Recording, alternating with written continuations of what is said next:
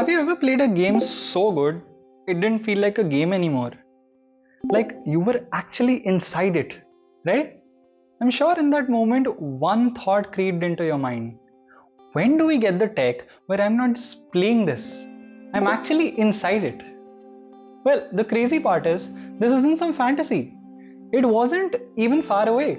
There were people working on this problem, and by now it was supposed to be real. Not just games either. You could have traveled anywhere without spending a single rupee. I mean, covering the seven wonders of the world in one night, or let's say sitting with someone you have lost just one more time. That future, it was close. Like really, really close. Until one company got involved. They told you not to worry, said they'll handle it, that VR is coming and the future is right around the corner. But they failed to do that. And not the way you think. They didn't try and fall short. They made sure it never happens. They didn't fail to build VR, they murdered it. And the worst part is, you already know what company I'm talking about. But if you're thinking this is just another meta is bad video, it's not that simple. Because VR didn't die when people stopped caring. People stopped caring after something changed. And that's what makes it weird. Just a few years ago, this thing was everywhere. Headsets were selling out, developers were all in. People were spending 40 to 50,000 rupees just to get a taste of it. It wasn't some future idea anymore. This was already starting to work. And then suddenly, it slowed down. No big moment, no clear failure, just fewer games and the hype fading. People were just not talking about it anymore.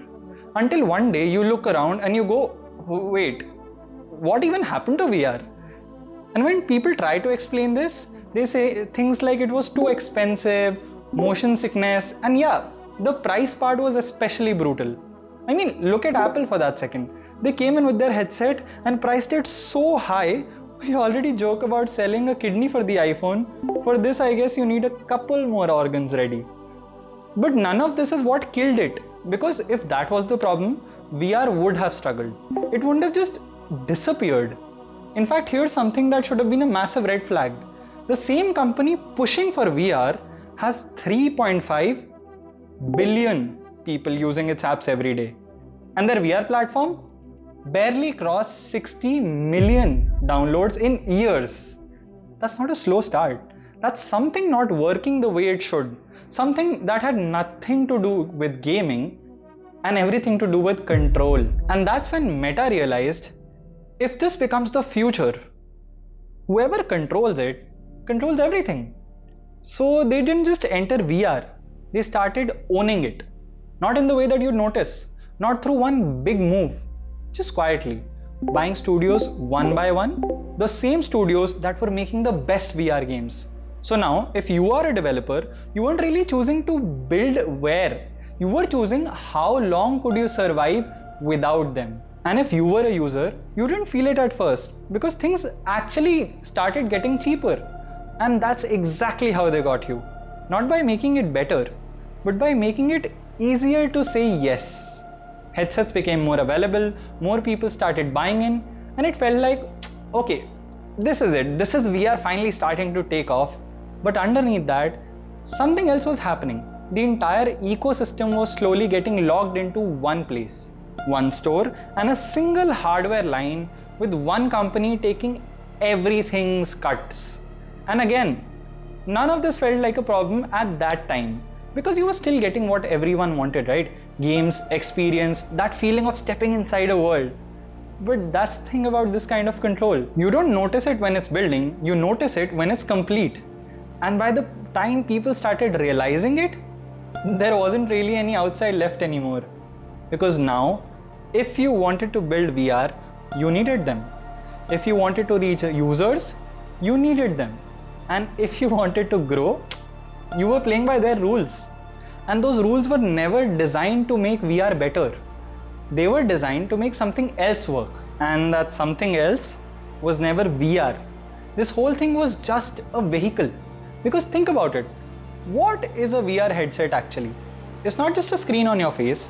It's tracking where you look, how your hands move, how long you stay in a place, what you react to, what you ignore, every small movement, every hesitation, things you don't even realize about yourself were all recorded. And the scary part is, this is data you can't fake. You can lie on a form, you can pretend to be someone else online, but you can't fake how you move or what you look at, or how long you hesitate to before reacting to something. All of this was being recorded. And now combine that with a company whose entire business is built on understanding you better than you understand yourself. Suddenly this isn't about gaming anymore. This is the most powerful data machine ever placed inside your home. And to make that work, they didn't need the best games or even the perfect experience. Even if it was mid, even if you only used it sometimes, as long as the headset was there and you stepped in once in a while, it was doing its job. And that's why everything starts to make sense. Why the hardware was pushed so aggressively, why studios were bought instead of ecosystems being built, and why the focus slowly shifted away from making VR better, because making VR great was never the goal. Getting VR everywhere was. And once that stopped working, and once people stopped coming back, once the numbers didn't justify the push anymore, VR stopped being useful.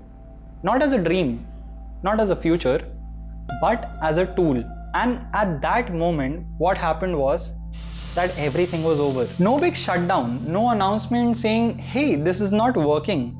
Just less investment, less innovation, and all the more less reason for anyone else to stay.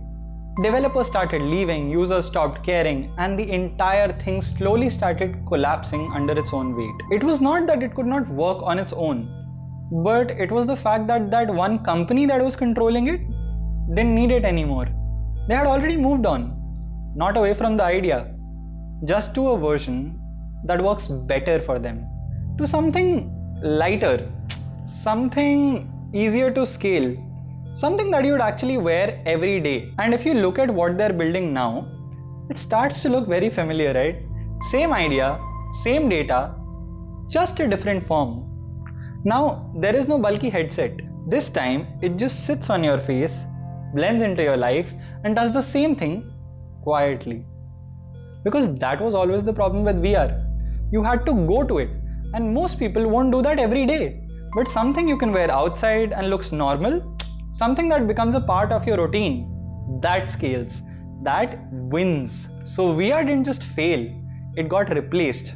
Not by a better version of itself, but by something more convenient and acceptable, more invisible. And once you see it like that, VR starts to feel less like a failed product and more like a prototype, a rough version of something bigger, something that's still coming. Because the idea never died.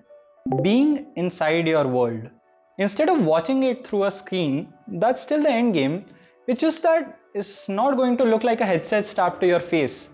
Maybe a lightweight glasses, or something like a full sensory pod, or eventually a direct brain to chip connection. And yeah, that sounds insane right now, but so did carrying the internet in your pocket 20 years ago. So no, VR isn't dead, it's just early. And maybe the real reason it feels like it disappeared is because the version we were given was never meant to be the final version. We haven't lost the future yet, we just got shown a version of it that was never supposed to last.